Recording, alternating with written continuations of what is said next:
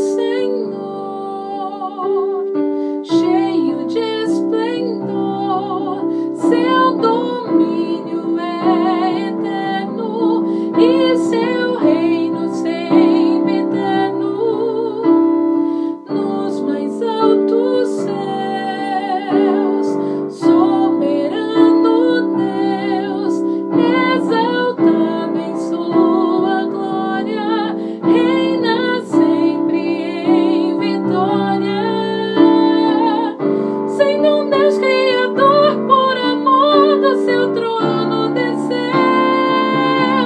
tornou-se Emanuel, por mim se entregou. Ele a cruz foi enfim morto, assim seu perdão divinal e sua vida eternal deu a mim.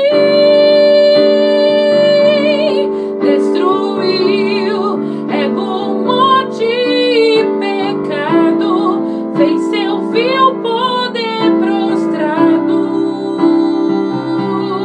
ressurgiu,